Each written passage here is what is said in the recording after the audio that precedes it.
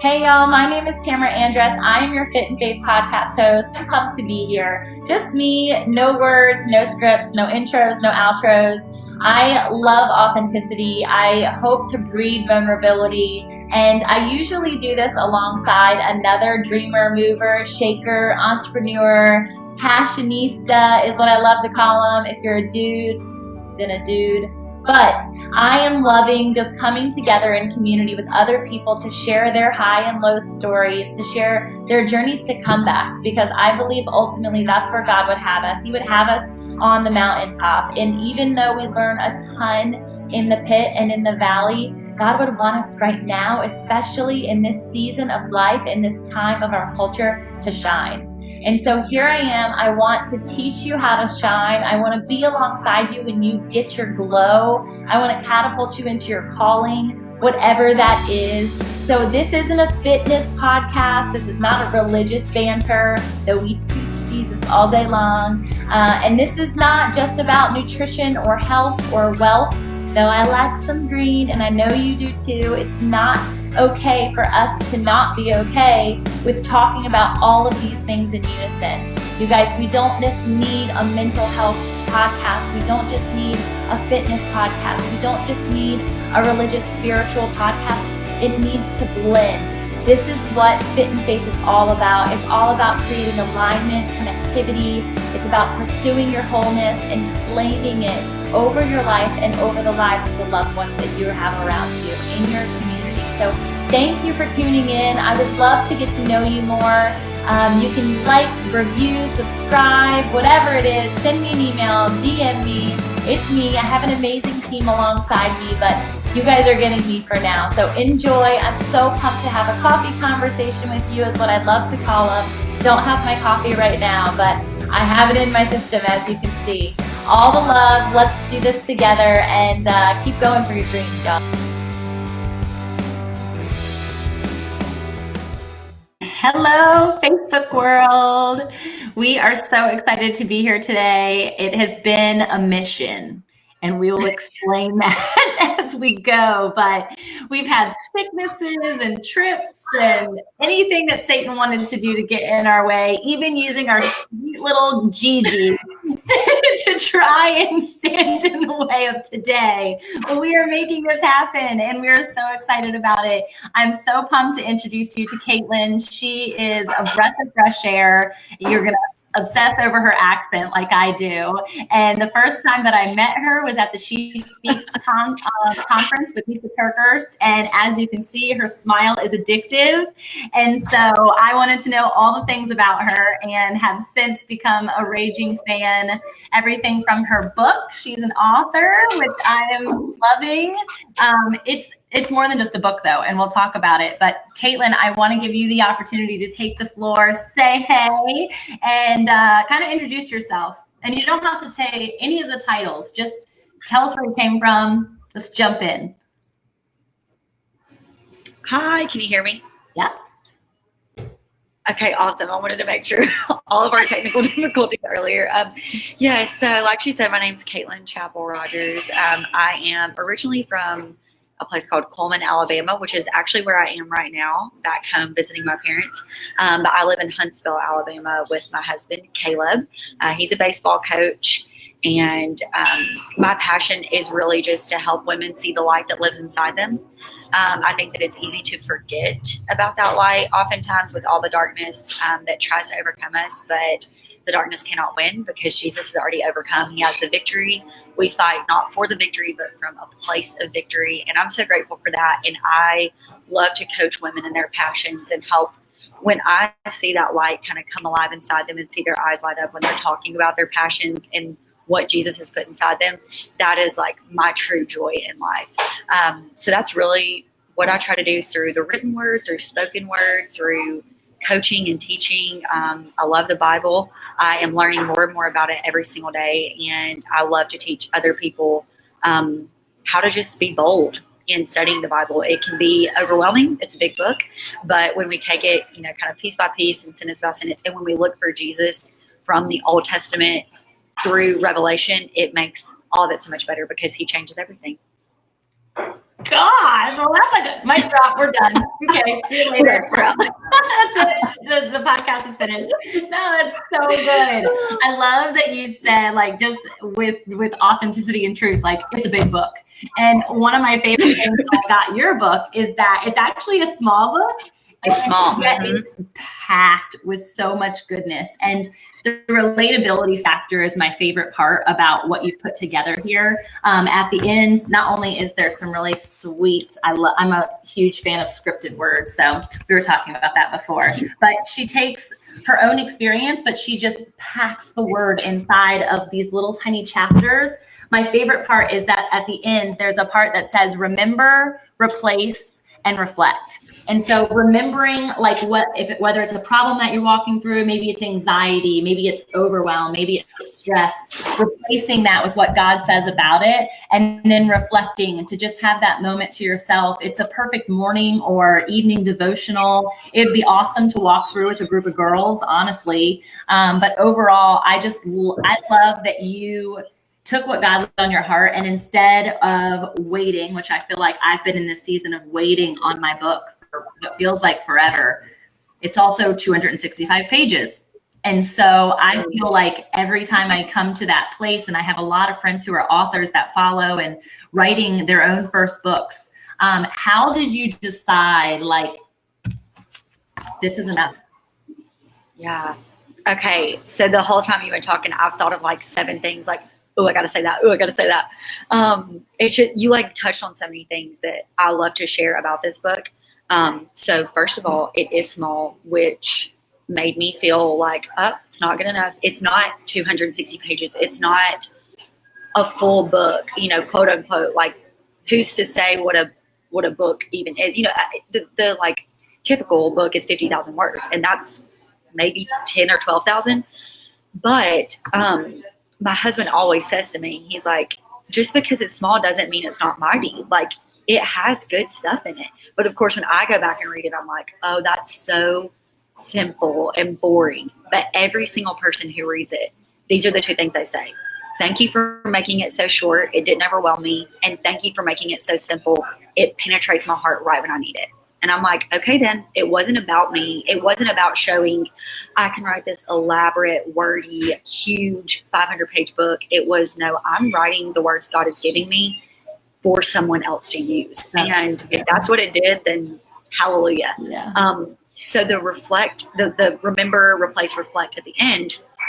So that was not originally going to be in it. I didn't have that in there. I'm super, super impatient, and I want things done. Like, come on, let's get things done. I'm an Enneagram 3. I'm like, you get it. So I hadn't had that in there, and I was waiting on. So it's a crazy story, but I met Jessica Honegger, who's the CEO of Noonday Collection, author of Imperfect Courage. She's super cool. So I met her at her book launch party. And it was like we had been like separated at birth. Like, we were like besties. I was like, I love you. And she was like, I love you. And I was like, okay, well, here's my book. I gave her like a stapled together jank copy of my book. I'm so embarrassed, but I just did it. So she like followed me on Instagram, and I'm like, I got yelled like, oh my gosh. So she read it on a plane, which that's how short it is, that she read it on a plane. And she messaged me and was like, Kaitlin, this is what I needed. And I was like, what? Okay. Like, so I just sucked it up and asked her, I was like, would you please just write a little blurb about it so I can put that on my book, Yeah. So I waited on her for a while, and she's a busy woman running a company and writing her own book and doing all the things. So time and time again, I was like, I'm just going to release it without her acknowledgement. Like, I'm just going to release it. And my friends were like, you are not, you're waiting on her. So while I was waiting on her, that remember, replace, reflect came to me. And the Lord was like, this is why I had you wait. This is a really important part of the book. So she finally like sent it to me, and I had that in there. And that's when I decided, okay, this is enough. This is it. It's 10 chapters. I wrote it during a really dark depression. It was the worst year of my life. It was my first year of marriage, which should have been the most beautiful year of my life. And it wasn't anything to do with my husband. It was just an extreme attack of the enemy. But from that darkness came the book and really brought me back to the light. Wow, that is so cool. There's like so many God moments in all of that. Yes, so many. I saw you at She Speaks. You already had your book? Yes. Mm-hmm. So Okay. it had only been out for a little while. Okay. Self-publish or have an agent? Yeah, so I do have an agent.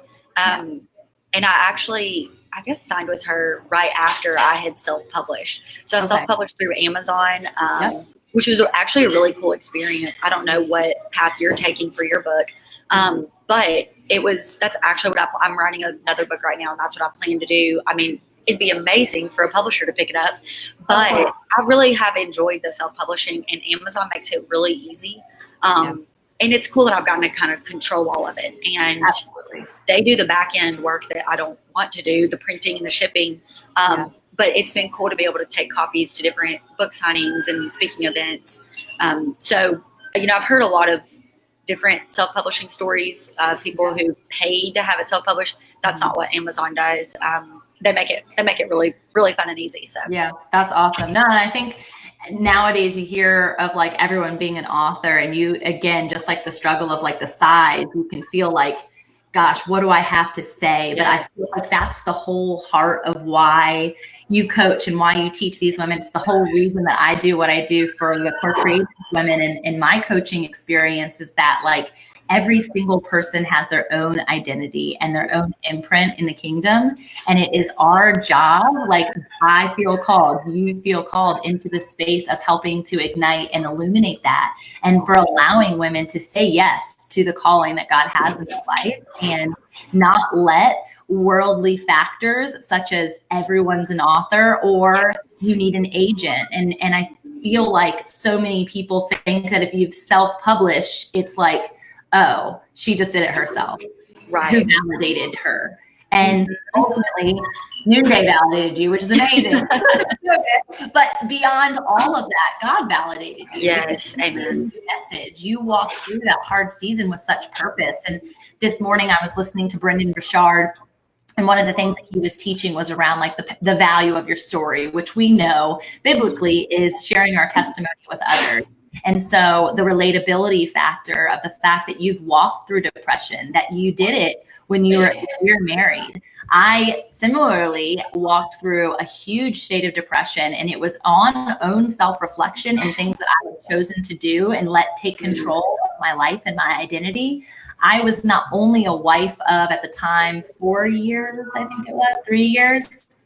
I had 2 babies. I had an infant who was not even 1 at the time, and a almost 2-year-old. And it was tragic. It was so hard to do. And so walking it out and knowing at that time was when I was saved again, rebirthed, if you will. It was also when God gave me the concept of a book. So I love that we have that parallel, that like in the time that we should be like wiping snot in a dark hole. And there were truly moments where I was in that space. God was also birthing something incredibly beautiful. Yes. Oh, I love that. It really does just give purpose to the pain. And I try to see that in every ounce of pain that I ever experience. And I try to remind people like that they can do the same thing. And God works all things together for our good. Like that's not just a saying, that's a Bible verse, that's his word. It's living, it's true. And to really believe that is when, like you said, like, okay, I am like wiping the snot and like getting through this and trudging through this. And I like look back and I honestly don't know how I literally said to my husband there, I was like, how did I like have time to write? And how did I muster it up when I could barely like get out of bed to like live, but I was writing. And I really like, it makes me emotional, but like, that's what saved me. Like writing through my own pain and writing down and having God whisper in my ear the whole time, like, please keep holding on. Like it's worth it. And I always cry about it, but it's like, and I knew that if that helped one person, I mean, actually just yesterday, the past couple of weeks, I have really like, I felt like the Lord really healed me from depression, and I felt like I was totally past it, but it still sneaks up every once in a while. And I think the devil just tries to like, oh, she's good, let me get back in there. So the past, actually when we tried to record this the first time and I had the flu, that really like set me back and got me really depressed, just being like so sick and like staying at home and not being able to do the things I wanted to do. And since then, it's just been hard. And I sat across the table from a friend yesterday, and she just looked at me and she was like, have you been depressed? And I just started sobbing, because no one really ever asks how I am. They're just like, hey, how are you? But she like asked how my soul was. And I got on Instagram and kind of shared, and I was like, I just want people to know, like, I've been going through this, and it's still hard, and God's not mad at me for it, and he's not mad at you for it. And I mean, I got message after message of like, me too, me too. There's a heaviness, and I have felt a spirit of heaviness over a lot of people around where I live in Huntsville, and we've just been praying against it. But to speak it out loud and then use it to help someone else, like, the enemy loses every time. Like, it loses its power, and God gets the glory every single time when we speak up and confess what's going on in our souls, and then let people speak truth back to us. That always heals us. Yeah, that's a huge thing, I think, where sisterhood is so valuable and so important, because even as you're pursuing your individual passions through that individual testimony and imprint, and what feels like incredibly dark and alone sometimes, there are other people who understand you. Yes. And we can limit ourselves by believing the lie that we're alone, or that we are the only ones, or that we're not good enough, or that if we say it, we are putting ourselves in this vulnerable space that we're going to get knocked down again, or somebody's going to take advantage of us because we said something that is raw and real. And I have found in my experience, not only from my personal validity of just saying the thing, but also allowing other people the grace to experience that, where when she said, have you been depressed, or is your soul hurting? And she actually gave you the space to speak. And I think that that's such a valuable friend to have people around you who are willing to ask the hard questions, are willing to take the time and the break to truly go there, and allowing you to go there too. Jesus would want nothing else. He asks that on a regular basis. I think the problem is, and why we're stuck in these states of analysis paralysis, or anxiety, or depression, or loneliness, is because we are allowing the replay of the enemy in our minds versus the freedom of what God would have us say, or what he already has said in the Bible about our problem or our issue or what we're walking through. So it's definitely a thing that we need to practice more. And a takeaway from this entire conversation, even with the last 15 minutes, is that giving yourself the space to actually speak up and do it in a vulnerable way.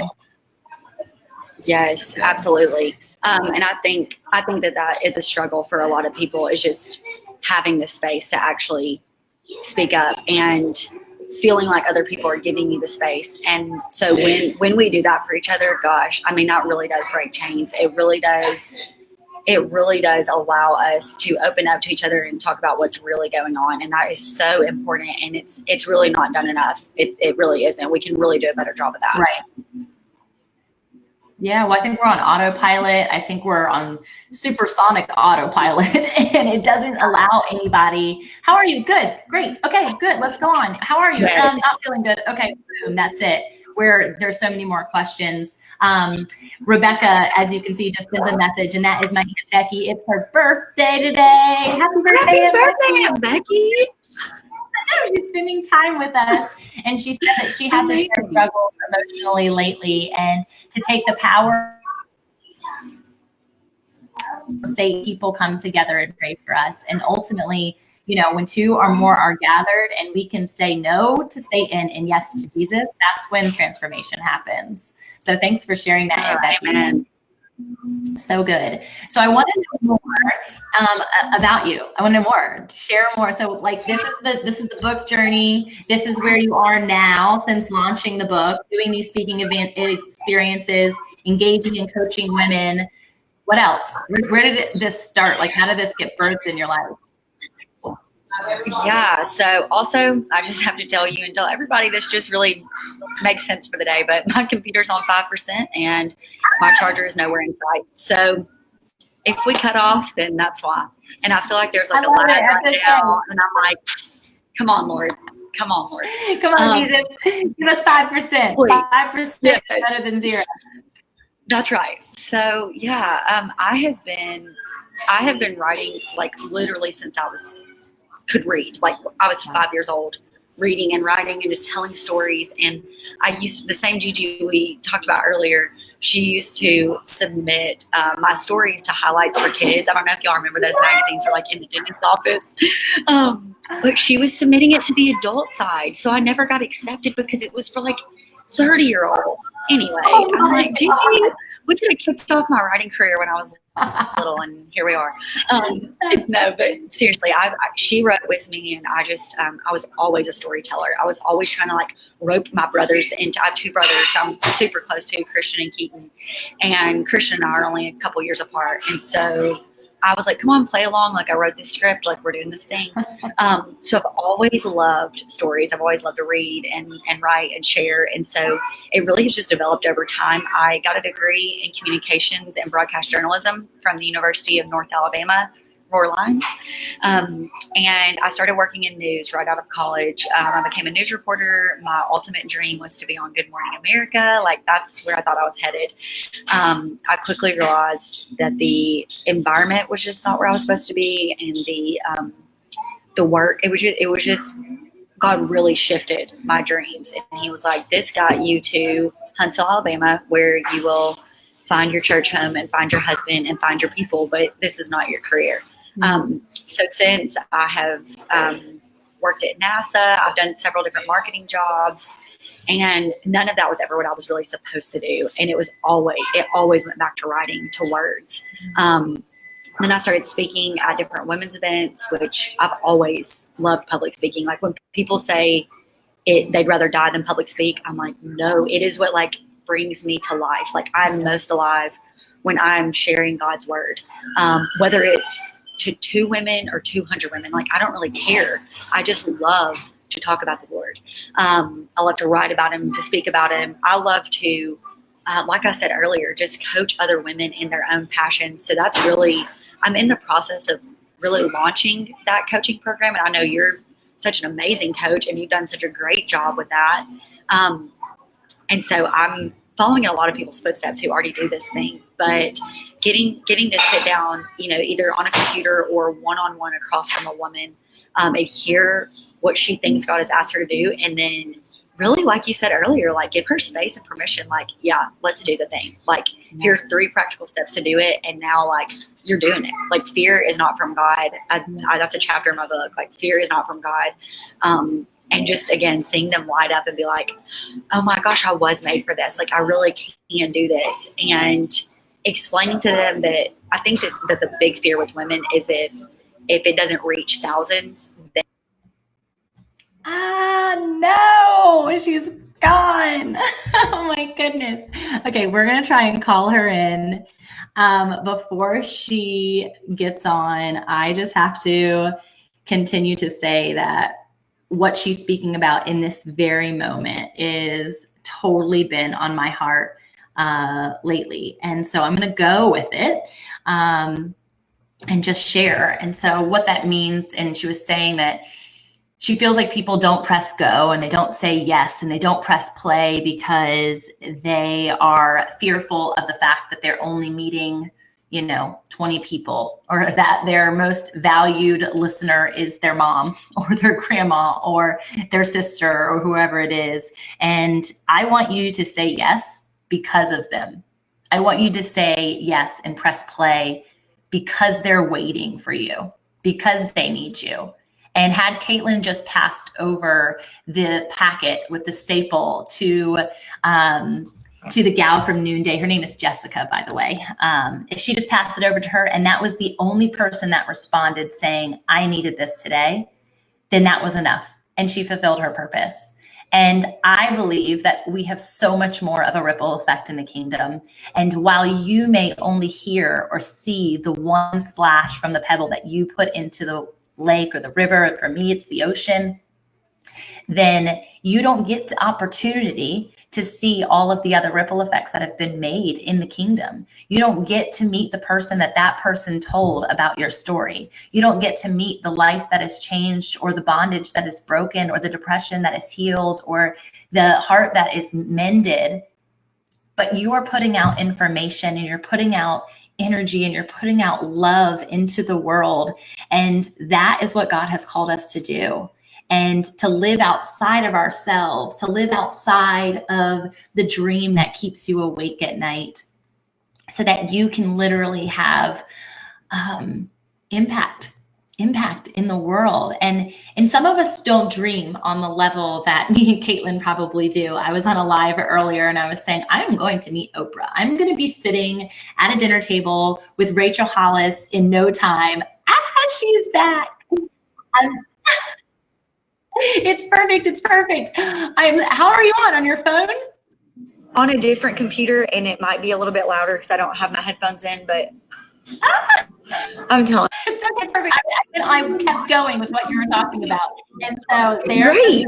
You're amazing. Yeah. This is why you're amazing at this. So good. So actually, it's so important for women to still say yes. That the one person that, had Jessica been the only person that read the script that you read to this book, she was enough. And that we don't have the power or the ability or the access, that's why God is who God says he is. Yes. That's going to be a transformation for generations to come in one person. And that one person has the lifetime effect of years and years of change. And so for us to take ownership in that and just say yes to the call and speak up over it. And I know that people have that fear. It's the number one fear of public speaking over any other thing. And yet, when I encourage women that I coach to press play on the live button, what comes from it, even if it's 2 minutes, even if it's 5 minutes, even if they end up talking for an hour, the raw emotion that is shared is absolutely transformational. You don't have to always have a script. Actually, speaking off script is where the life comes. Yes. It's nice to have an outline, but that's the whole reason that I do these podcasts unscripted, without question, is for people to have the ability to just candidly share. So I don't know if you are in the frame of mind to keep going, but keep sharing. I mean, I love where you're going. No, I totally agree. I think that just taking that step and just taking your next right step. You know, I think that Emily P. Freeman, that's a podcast I love to listen to, The Next Right Thing.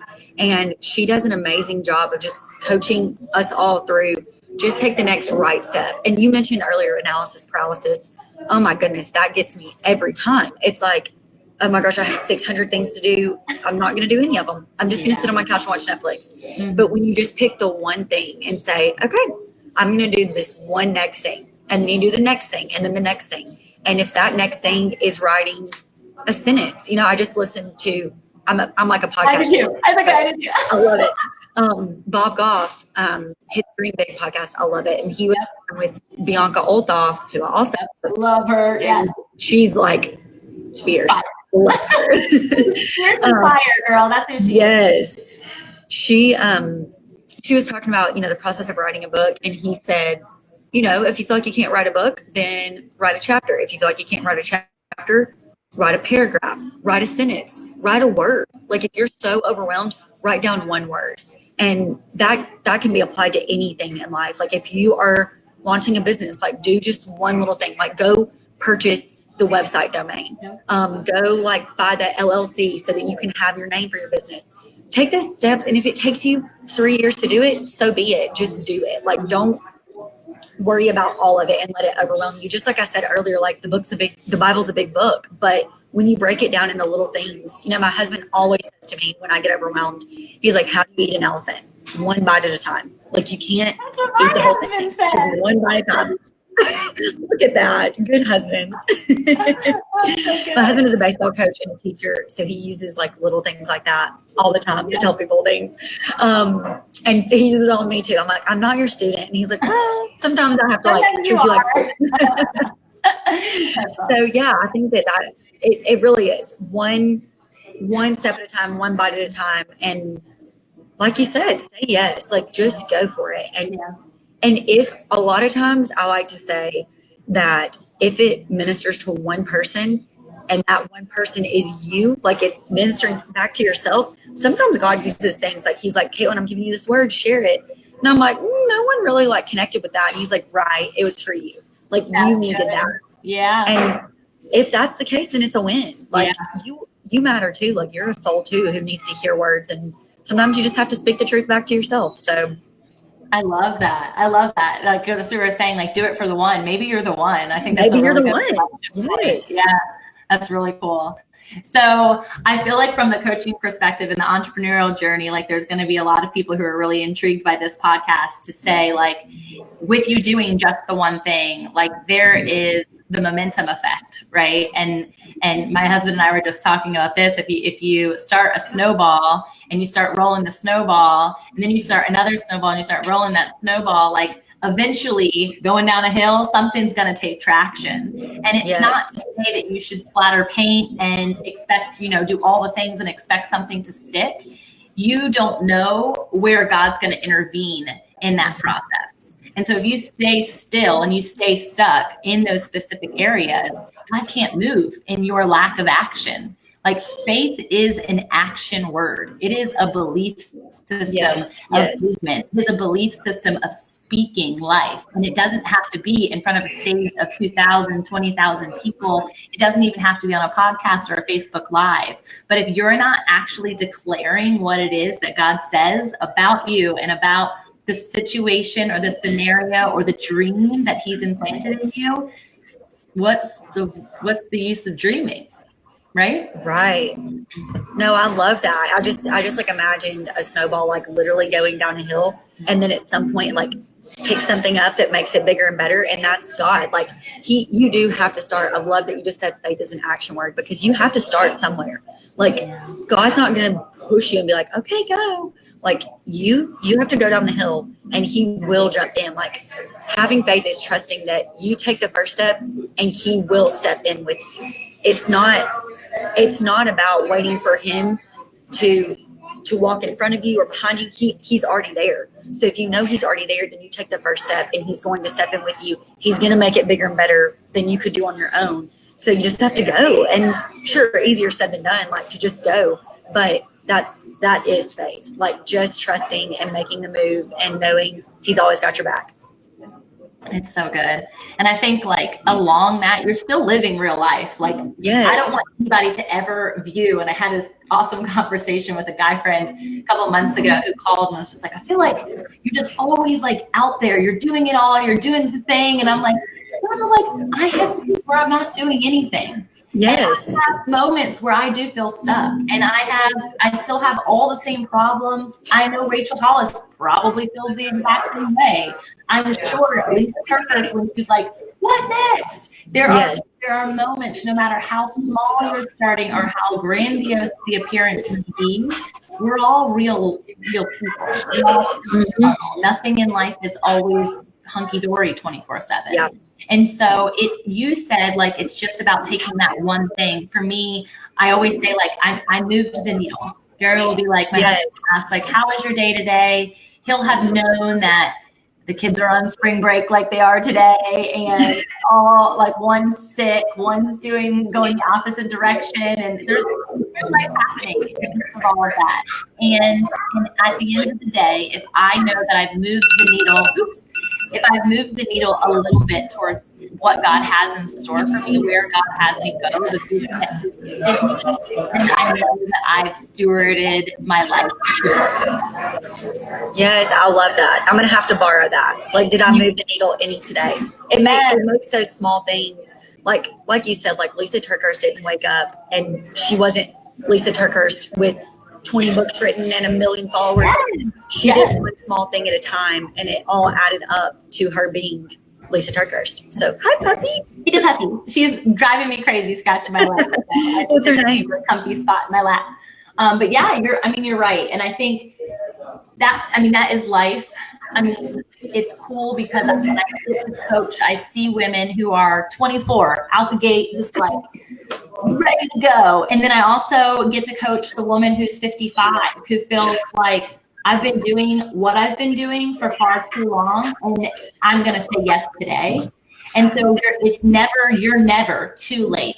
God is always on time. And if God is moving and stirring something in your life and you're 12 years old, or like you, 5 years old, Bubby, like do a play, or if you're 50 or you're 70, like it's literally never too late and it's never too early.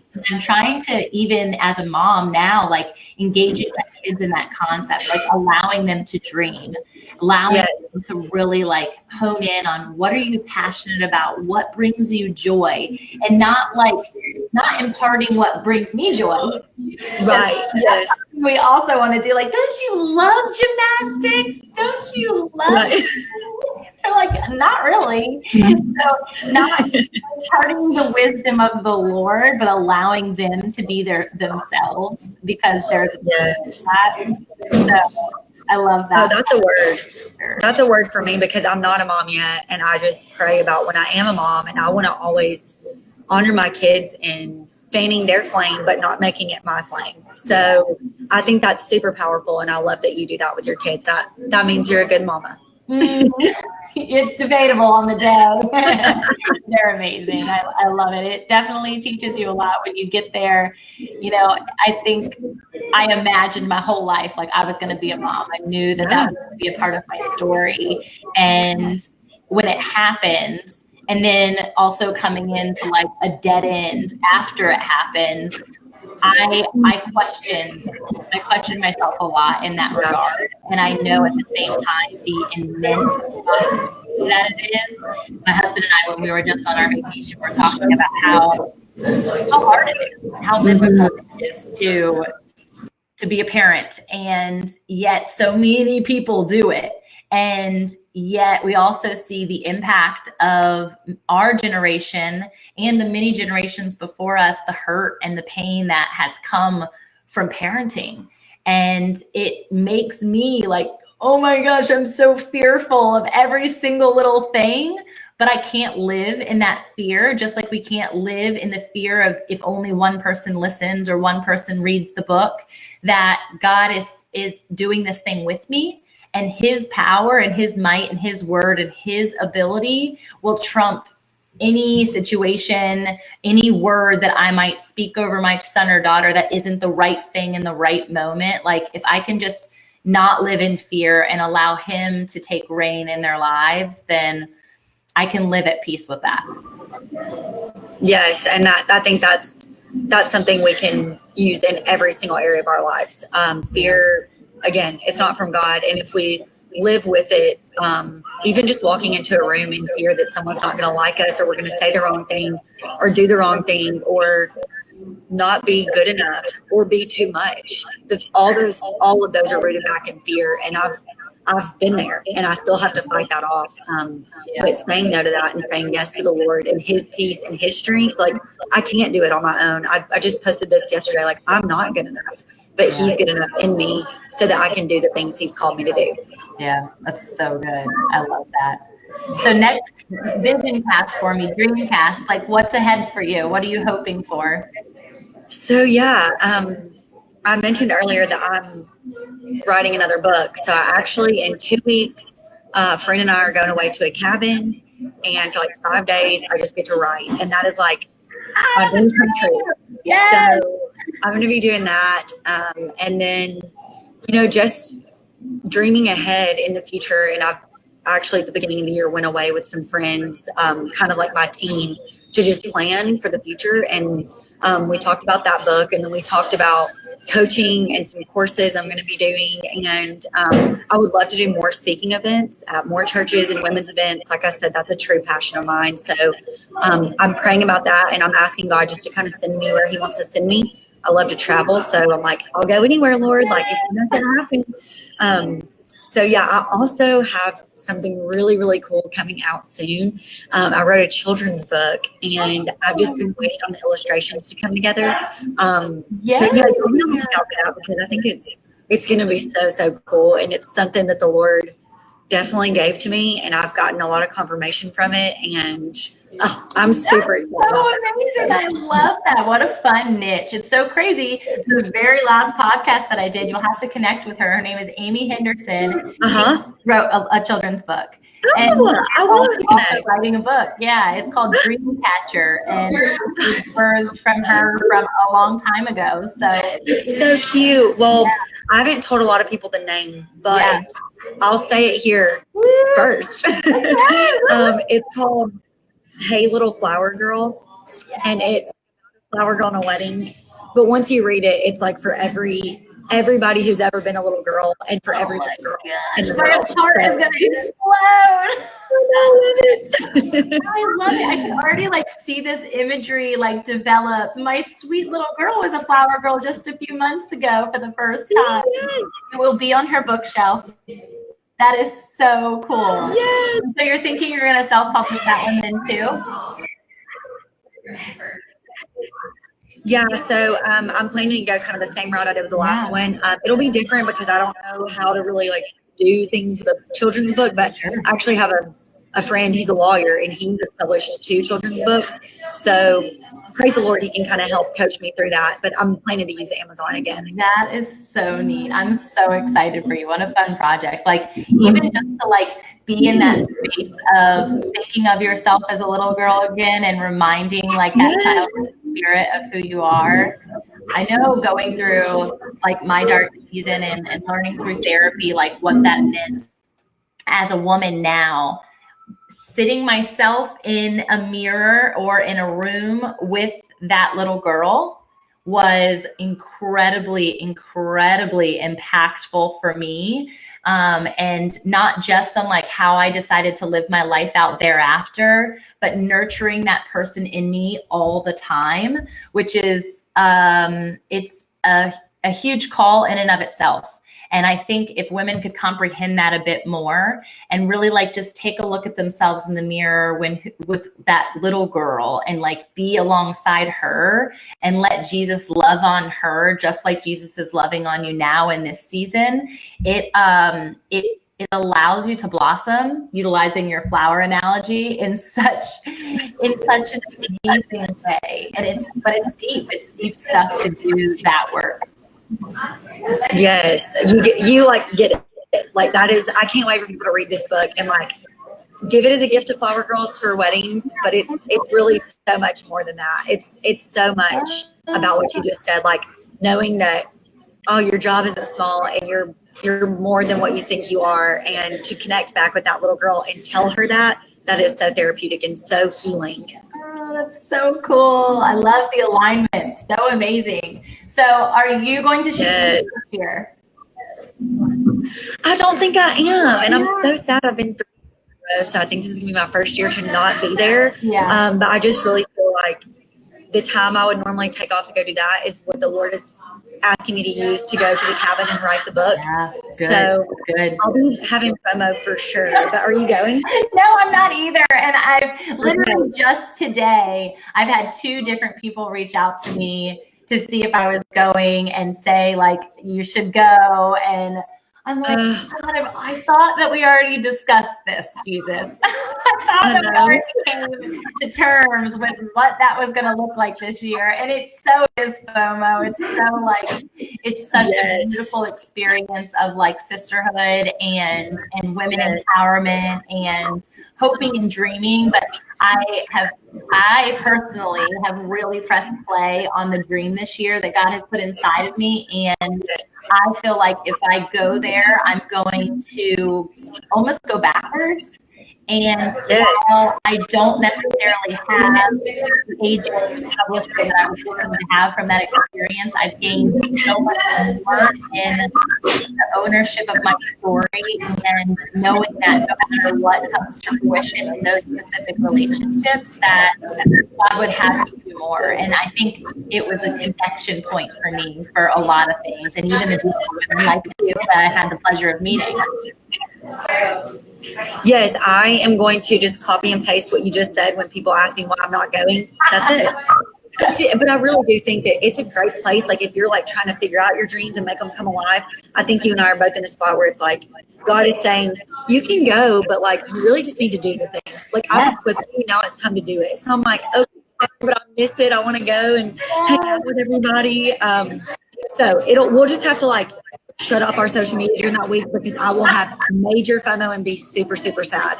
It's totally true. One of the girls was like, hey, I'm going to host the dinner on Friday night. And I was like, I'll come down for the dinner.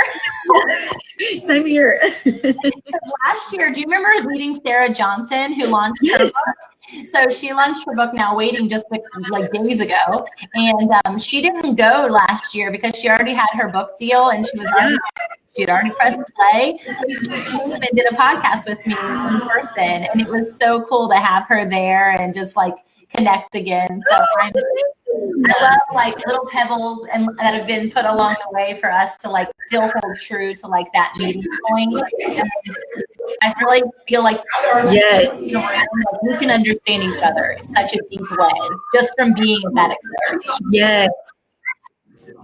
I totally agree. And I am grateful for all the connections and like staying in touch with everyone. I think that's the point. I mean, that's life, is just making connections and keeping them up and talking to people who really get your passions and dreams and don't look at you like you're crazy when you say you're going to go lock yourself in a cabin and ride.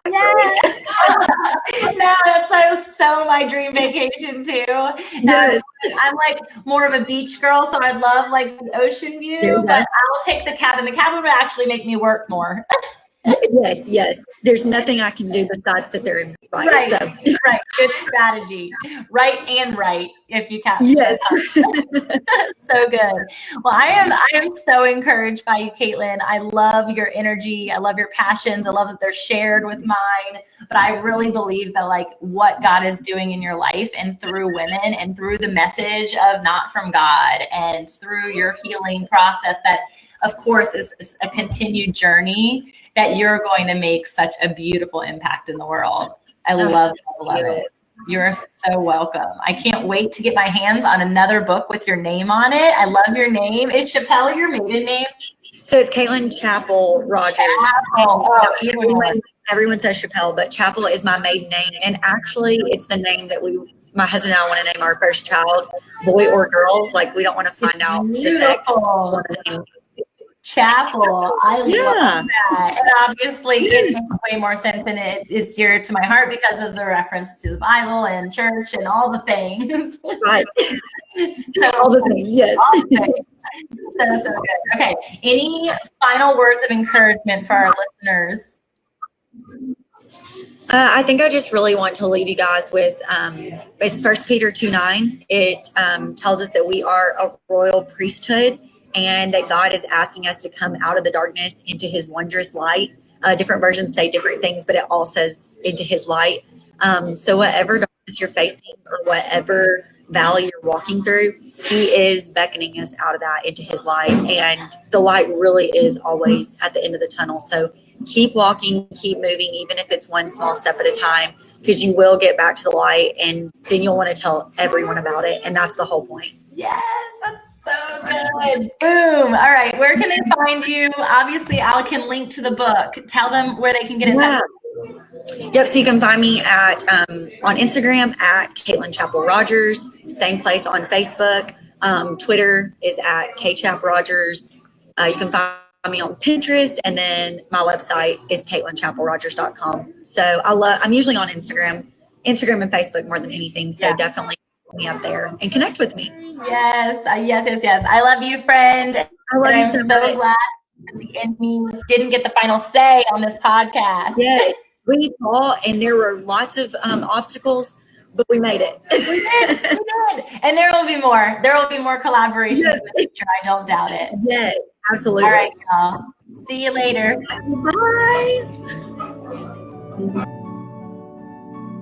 I'm Tamra Andress. I'm your Fit and Faith host, and I am so excited to just be here to share with you other movers, dreamers, shakers, entrepreneurs, pastors, whatever. If you've got a head and you've got a heart, I'm so excited to explore who that is, whose you are, and discover your wholeness, your health, your wealth, and your joy. I love to exude happiness. I want people to know that this is not, this came with trial. You guys, this came with a lot of effort. This came with a lot of lows and so many highs. And I want us to experience those together. This is a real community of dreamers, and I'm excited to help catapult your calling, your kingdom experience, the purpose of your imprint on the world, wherever, however that is. So come along for the ride. I am excited to chat with you. Like, comment, review, send me a DM, send me an email. It's me responding, even though I have an incredible team. And so I'm just excited to get to know you. Let's connect, let's create community, and let's walk in our calling.